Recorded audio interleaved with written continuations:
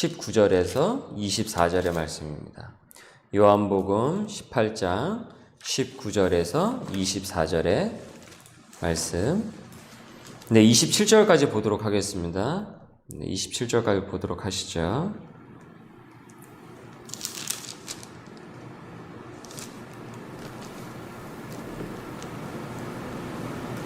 네, 27절까지요. 대제사장이 예수에게 그의 제자들과 그의 교훈에 대하여 물으니 예수께서 대답하시되 내가 드러내놓고 세상에 말하였노라. 모든 유대인들이 모이는 회당과 성전에서 항상 가르쳤고 은밀하게는 아무것도 말하지 아니하였거늘 어찌하여 내게 묻느냐. 내가 무슨 말을 하였는지 들은 자들에게 물어보라. 그들이 내가 하던 말을 아느니라. 이 말씀을 하심에 곁에 섰던 아랫사람 하나가 손으로 예수를 쳐 이르되 내가 대제사장에게 이같이 대답하느냐 하니 예수께서 대답하시되 내가 말을 잘못하였으면 그 잘못한 것을 증언하라.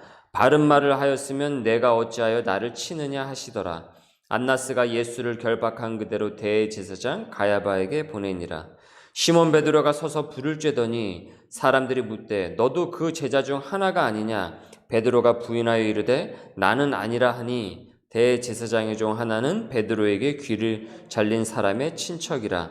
이르되 내가 그 사람과 함께 동산에 있는 것을 내가 보지 아니하였느냐. 이에 베드로가 또 부인하니 곧 닭이 울더라.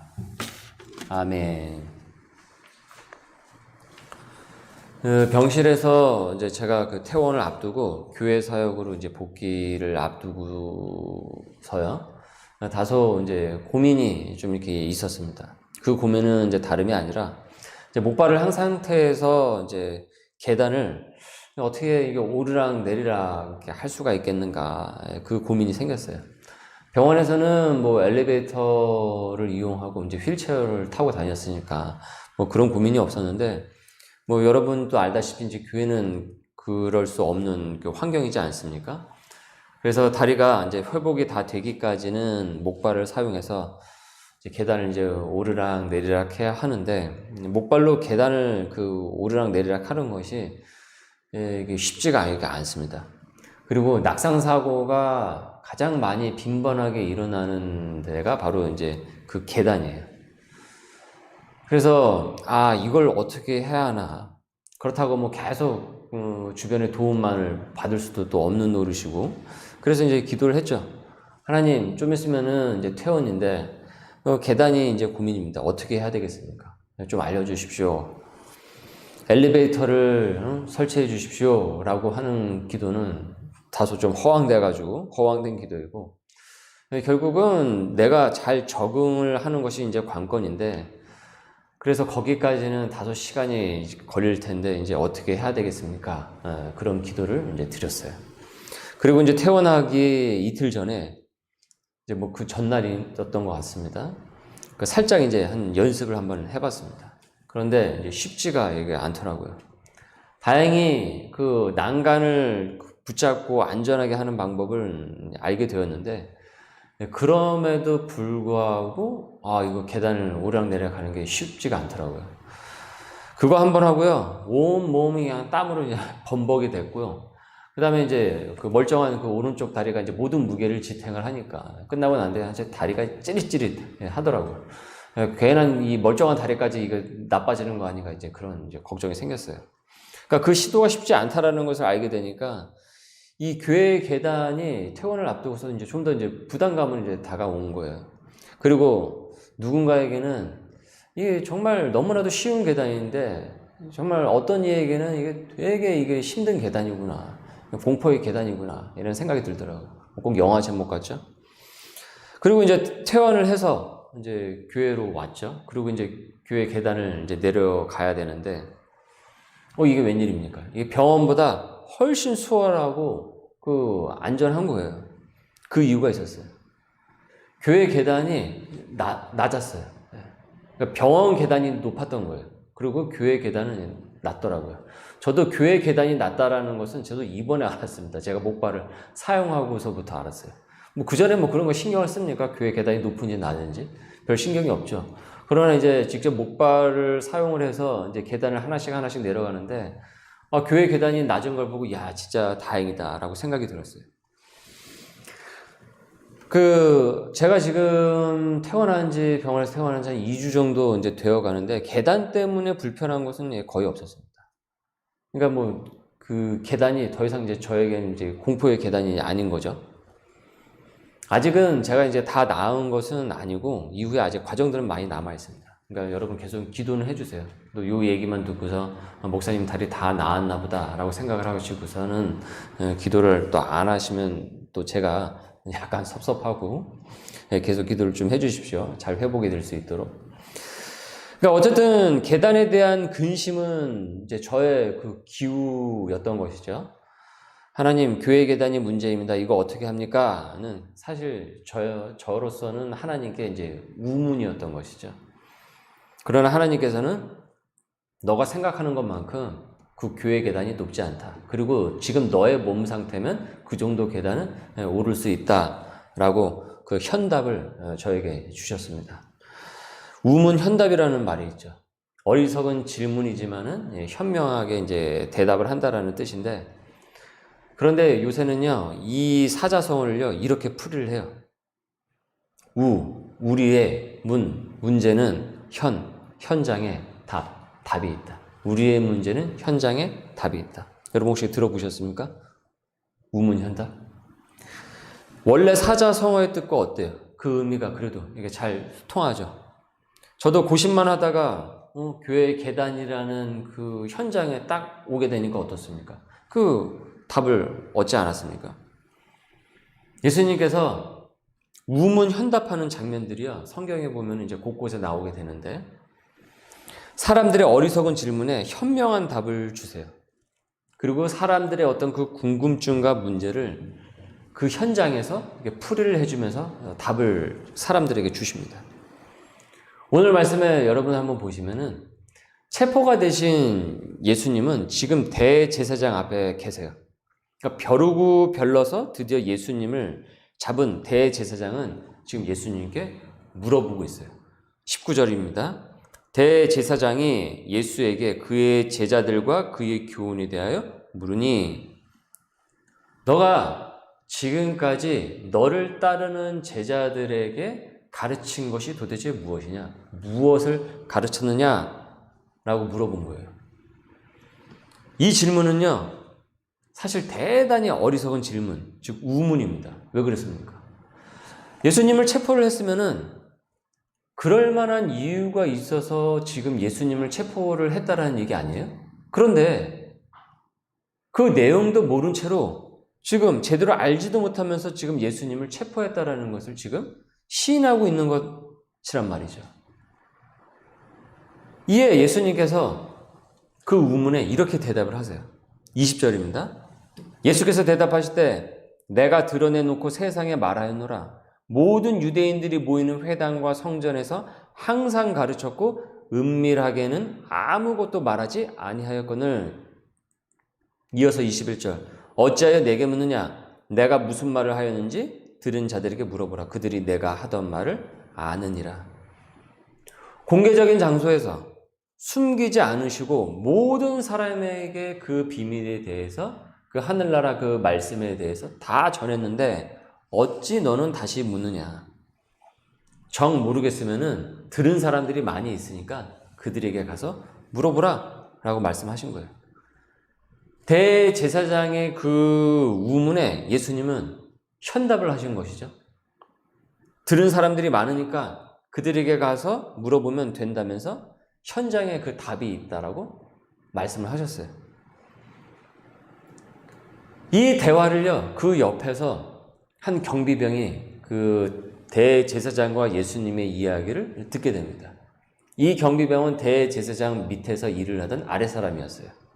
그 옆에서 보고 있던 그 경비병 하나가 예수님을 철썩 때리는 거예요. 왜 그랬습니까? 22절. 이 말씀을 하심에 곁에 섰던 아랫사람 하나가 손으로 예수를 쳐 이르되 내가 대제사장에게 이같이 대답하느냐? 감히 대제사장에게 말하는 그 말 본새가 네 가지가 없다라고 하면서 예수님을 지금 때린 거예요. 여러분 이 장면이요. 이렇게 보면요. 사실은 되게 코미디입니다. 여러분 대제사장이 하는 일이 뭡니까? 결국은 그 대제사장직을 이게 왜 있는 것입니까? 하나님을 잘 섬기기 위한 직이란 말이에요. 그리고 상당히 그 대표성을 갖고 있단 말이죠. 그리고 그를 돕는 아랫사람이 결국 어떻습니까? 그 섬김의 대상이 되는 성자 하나님인 예수님을 지금 때리고 있으니 지금 이만한 코미디가 어디에 있겠냐라는 거예요. 하나님을 섬기라고 했더니만 오히려 어떻게 해요? 하나님을 지금 때리고 있는 것이다 라는 얘기죠. 그러니까 그들의 그 어리석은 질문에 예수님은 답을 주셨지만은 그들은 그 답을 들으려고 하질 않아요. 깨닫질 않는다라는 거예요. 귀를 닫아버린다라는 얘기예요. 예수님이라는 성자 하나님이 지금 그 현장에 계세요. 바로 그들의 눈 앞에 바로 계세요. 그리고 그들과 얘기를 하고 계시단 말이에요. 그러나 그 현장에서 그들은 어떻게 해요? 그 답을 덮어버리고 있다 이 얘기예요. 그래서 그들은 우문을 던지고 결국 그들은 우답을 얻어요. 현명한 답을 우답으로 만들어서 스스로 그렇게 해석을 하면서 우답을 얻는단 말이에요. 그러니까 어리석은 질문을 해놓고서도 또 어리석은 답을 얻어버린다 이거예요. 그러니까 여러분 이런 미련함이 어디에 있겠습니까? 여기서 또 하나 주목해서 보여지는 것이 이 대제사장의 이름이 무엇입니까? 누구였습니까? 바로 안나스였어요. 안나스. 그런데 지난주에 말씀을 잘 들으신 분들은 기억을 하실 거예요. 우리가 지난주에 안나스는 은퇴를 한 대제사장이고 지금의 현 대제사장은 그의 사위인 가야바라고 말씀을 드렸어요. 그런데 왜 안나스를 대제사장이라고 이 경비병은 외치고 있는 것일까? 이미 은퇴하지 않았습니까? 근데 왜 대제사장이라고 외치고 있는 겁니까? 이때는 안나스가요, 은퇴를 한 지 한 10수년이 지난 시점이에요. 은퇴를 했어도 그만큼 안나스가 마쿠 세력으로 권력을 잡고 흔들었다라는 것을 말하는 것이죠. 그래서 여전히 사람들에게 안나스는요, 말만 은퇴인 것이지 실제 이 권력이었다는 거예요. 실제 권력. 근데 권력은 있었지만 어떻습니까? 이 안나스는 하늘의 그 지혜는 없었어요. 가야바도 똑같아요. 사실은. 오히려 어떻습니까? 악했죠. 그렇게 많이 배웠다고 하면서도 정작 성자 하나님이 예수님 그 앞에서, 성자 하나님이 그 예수님 앞에서 여전히 어리석은 그 질문만, 우문만 계속 던지는 그런 행태를 보여주고 있다는 것이죠. 그러니까 이런 사람이 이스라엘의 대제사장이었으니까 그 당시 이스라엘의 그 영적 그 분위기가 얼마나 혼탁했는지는 우리가 대본에 알 수가 있죠. 그리고 이 장면이 끝나고 나서 바로 연이어서 한편 다른 쪽에서는 베드로가 예수님을 부인하는 그 장면이 나옵니다. 이것이 거의 비슷한 시간대에 일어났는데, 자, 추운 날씨에 지난주에 우리 말씀을 봤듯이 추운 날씨에 불을 쬐던 베드로에게 이제 거기 주변에 이제 사람들이 몰려들지 않습니까? 추운 날씨에 그 따뜻한 불가로. 그러면서 베드로를 보고 이제 묻기 시작을 해요. 당신 예수 제자 맞지? 예수쟁이지? 베드로가 아니라고 얘기해요. 무슨 말이냐고. 생사람 잡지 말라고. 그리고 또 물어요. 맞잖아. 당신 예수 제자 맞잖아. 당신 전에 거기서 예수가 잡혀갔을 때 거기서 칼 들고 설치던 사람이 있었는데 딱 그 사람인데 뭐 어디서 지금 오르발이야 하면서 추궁을 해요. 그럼에도 불구하고 뭐라고 지금 베드로가 얘기를 합니까? 극구 부인해요. 아니라고 얘기를 하는 거예요. 그리고 그 말을 마치자마자 어떻습니까? 바로 새벽 닭이 울었어요. 27절입니다. 이에 베드로가 또 부인하니 곧 닭이 울더라. 여러분, 새벽에 닭이 우는 것은 흔한 일이에요. 그렇죠? 새벽이니까 닭이 울겠죠. 게다가 지금 우리는 뭐 이제 도시 생활권에 살고 있다 보니까 닭의 울음소리를 들을 일이 거의 없겠지만, 당시 이 시대의 이스라엘에서 새벽에 닭이 우는 소리는 아주 흔하게 들을 수 있는 흔한 일이란 말이죠. 그런데 왜 성경은 그 현장에서 닭이 울었다라는 것을 베드로의 부인과 함께 동시에 이것을 강조를 하고 있는 것입니까? 왜 강조를 하고 있습니까? 병행 구절이 마태복음 26장을 여러분 한번 보세요. 26장의 74절입니다. 베드로가 저주하며 맹세하여 가로되 내가 그 사람을 알지 못하노라 하니 닭이 곧 울더라. 이에 베드로가 예수의 말씀에 닭이 울기 전에 내가 3번 나를 부인하리라 하심이 생각나서 밖에 나가서 심히 통곡하니라.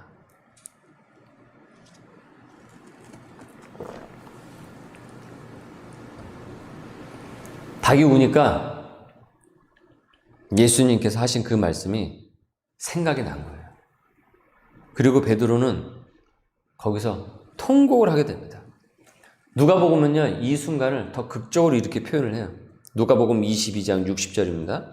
베드로가 이르되 이 사람아 나는 내가 하는 말을 알지 못하노라 하고 아직 말하고 있을 때에 닭이 곧 울더라. 주께서 돌이켜 베드로를 보시니 베드로가 주의 말씀 곧 오늘 닭 울기 전에 내가 3번 나를 부인하리라 하심이 생각나서 밖에 나가서 심히 통곡하니라. 베드로와 예수님이 그 순간에 눈이 마주쳤다라고 지금 이 누가복음은 얘기를 하고 있어요. 그리고서 닭이 우는 거예요. 그 시간대에. 여러분, 예수님은 면전에다 대고 그렇게 예수님을 부인하는 그 베드로를 그 순간에 어떤 눈빛으로 쳐다보셨을까요? 그 순간에 예수님과 베드로의 눈빛이 절묘하게 맞아 떨어진 거예요. 서로가. 예수님께서 그 부인한 그 베드로, 배신한 그 베드로를 어떤 눈빛으로 마주봤겠습니까? 째려봤겠습니까? 이렇게 하면서 어땠을까요? 아니죠. 분명 예전에 베드로를 보셨던 그 눈빛처럼 애처롭고 품어주는 눈빛으로 쳐다보셨어요. 베드로는 그 현장에서 예수님의 눈빛과 닭 울음소리에 어떻습니까? 자신의 그 실체를 드디어 깨닫게 된 거예요. 복음서에서요, 베드로가 통곡을 했다라는 얘기는요, 사실은 여기밖에 없어요. 이 장면밖에 없어요. 그러니까 결국은 뭡니까? 닭의 그 울음소리는 그냥 새벽이 되어서 울리는 일반적인 새벽 닭의 그 울음소리가 아니라 결국 베드로에게 어떻게 들렸던 것입니까? 주님의 음성으로 들렸던 거예요. 주님의 그 음성으로 들렸고, 그리고 주님의 음성을 듣고 자신의 그 엉터리의 그 실체가 깨지는 현장이 되었던 거예요. 바로 그 순간이에요. 그러나 대제사장과 그 다음에 우리가 성경을 앞으로 보게 되면서 앞으로 이후에 나오게 될 이 사람들은, 앞으로 나오게 될 사람들은요, 전혀 깨닫지를 못해요. 주님의 음성이 들리는 그 현장에서 전혀 그 답을 얻고 있지 못하다라는 거예요. 그래서 그 답을 가려요. 덮어버려요. 보질 않아요. 듣지도 않아요. 그래서 이 말씀이요, 사실은 예언처럼 들리는 거예요. 19절, 20절 말씀. 대제사장이 예수에게 그의 제자들과 그의 교훈에 대해 물으니 예수께서 대답하시되 내가 드러내놓고 세상에 말하였노라. 모든 유대인들이 모이는 회당과 성전에서 항상 가르쳤고 은밀하게는 아무것도 말하지 아니하였거늘. 그러니까 주님께서 다 하늘의 그 비밀을 다 풀어놓으셨고 말씀하셨음에도 의문을 하는 것이죠. 사람들은 여전히.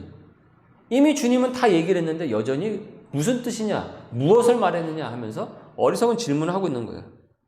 그래서 그에 대한 현답을 하셨음에도 그 현장에서 그 문제의 답을 하셨음에도 깨닫지 못하고 자신의 그 엉터리의 그 실체를 덮어버린다는 거예요. 하나님께서는요, 우리에게요, 하나님의 뜻을요, 다 드러내놓고 말씀을 하십니다. 우리는 언제나 그 현장에 있어요. 하나님의 뜻이 드러나는 그 현장에 있어요. 하나님께서는 은밀하고 비밀스럽게 우리가 알아차리지도 못하게 무슨 비밀 코드 하듯이 암구하듯이 그런 식으로 암호를 해독하듯이 당신의 말씀을 우리에게 딱 던져주고서 알아서 해독해봐 라고 말씀하시지 않으세요. 언제나 우리의 각 현장을 통해서 하나님께서는 우리에게 말씀을 하신다는 거예요. 그 현장이 예배가 되기도 하고요. 말씀과 그 기도를 통해서 말씀을 하세요. 당신의 뜻을 드러내신다는 거예요. 그리고 상황 속에서도 우리에게 말씀을 하십니다. 고난 속에서도 말씀을 하세요. 기쁨 가운데서도 말씀을 하시고 감사한 그 일 가운데서도 말씀을 하세요. 가정생활 속에서도 말씀을 하시고 일상생활 속에서 말씀하십니다. 유혹을 받는 그 순간에도 말씀하시고 내가 죄를 짓는 그 순간에 성령께서 그것은 죄야 하면서 내 양심을 일깨우면서 말씀을 하신다는 거예요. 그러니까 그런 현장에 우리는 항상 놓여져 있습니다. 그리고 우리는 언제든지 하나님의 뜻이 드러나는 그 현장 가운데서 우리는 항상 지금까지 지내왔다는 거예요. 중요한 것은 그 순간에 그 주님의 음성을 알아차리고 하나님의 뜻으로 돌이키는가, 돌이키지 않는가예요. 그 답을 받아들이는가 아니면 덮어버리고 거부하는가입니다. 제사장과 경비병처럼 거부하는가 아니면은 닭이 우는 그 현장에서 주님의 음성으로 깨닫고 통곡하는 이 베드로처럼 깨닫는가. 그런 말을 할 때가 있어요.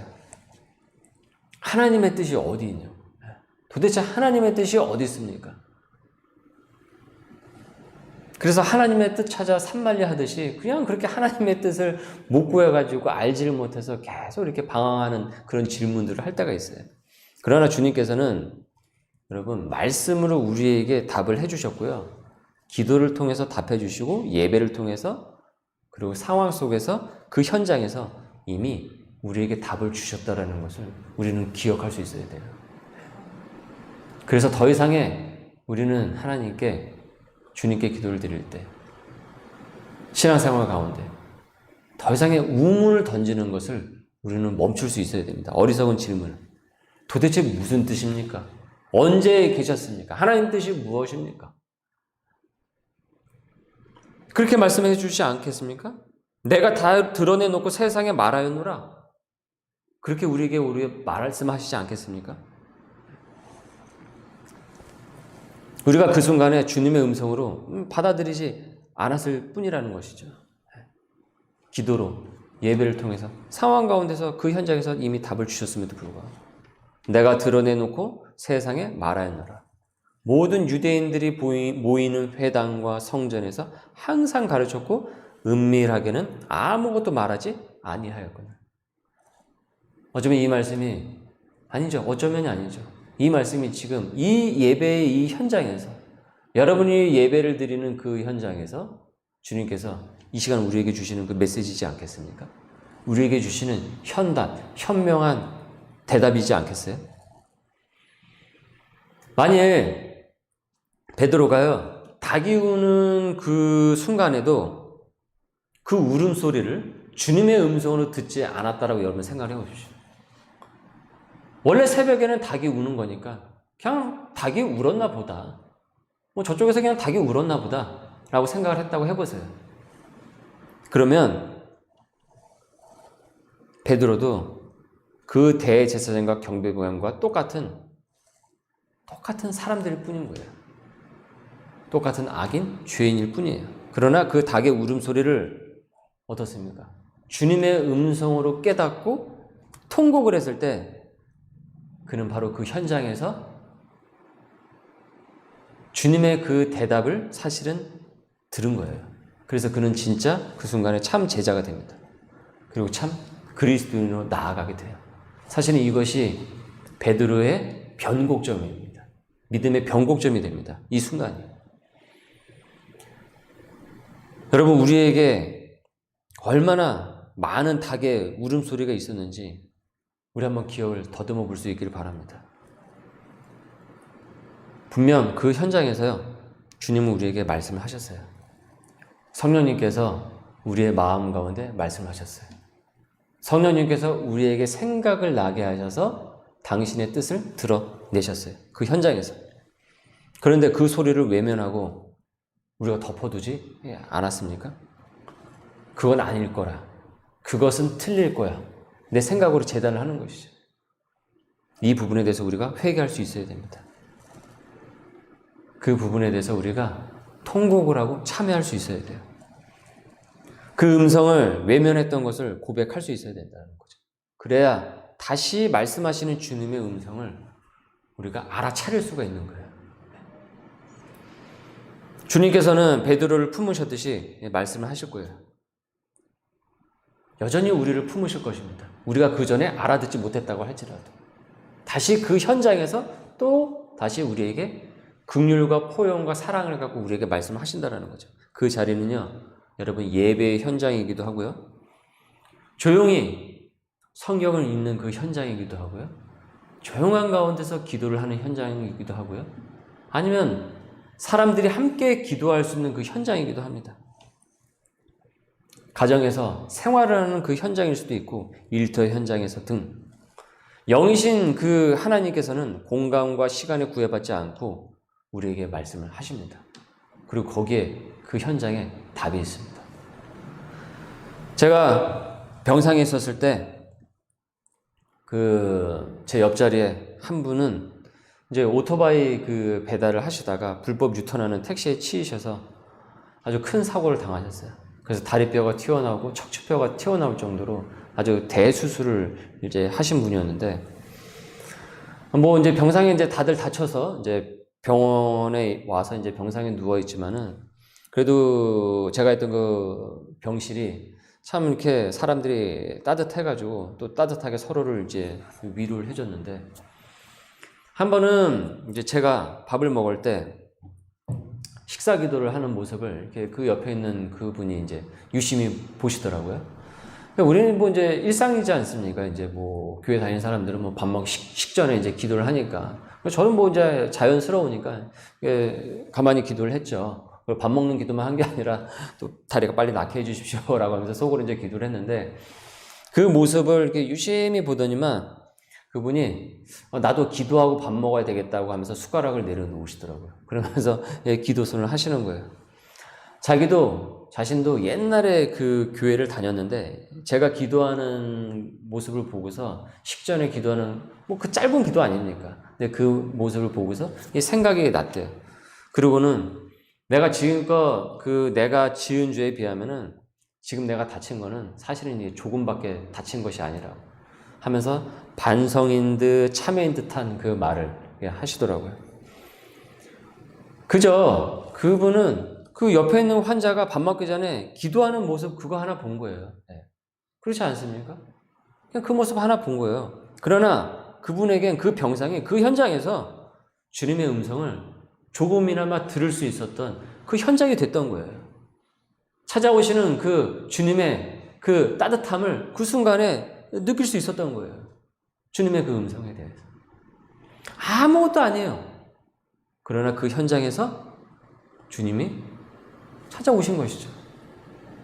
닭이 울은 거예요. 새벽에. 그냥 닭이 울었어요. 그러나 베드로는 그 닭의 울음을 주님의 음성으로 듣고 통곡을 합니다. 그리고 더 이상 우문을 던지는, 어리석은 질문을 던지는 베드로가 아니라 현명한 답을 얻고 세상 가운데서 하나님의 말씀을 적용하면서 나아가길 원하는 진정한 그리스도인 소명인으로서 거듭나게 됩니다. 하나님은 여전히 지금 이 현장에서도요, 여러분이 계신 그 현장에서, 내가 있는 그 삶의 현장에서, 우리 교회의 그 현장에서 여전히 말씀하신다는 것을 여러분 믿을 수 있길 바랍니다. 오늘 말씀 다시 한번 보십시오. 내가 드러내놓고 세상에 말하였노라. 모든 유대인들이 모이는 회당과 성전에서 항상 가르쳤고 은밀하게는 아무것도 말하지 아니하였거늘. 주께서 돌이켜 베드로를 보시니 베드로가 주의 말씀 곧 오늘 닭 울기 전에 내가 3번 나를 부인하리라 하심이 생각이 나서 밖에 나가서 심히 통곡하니라.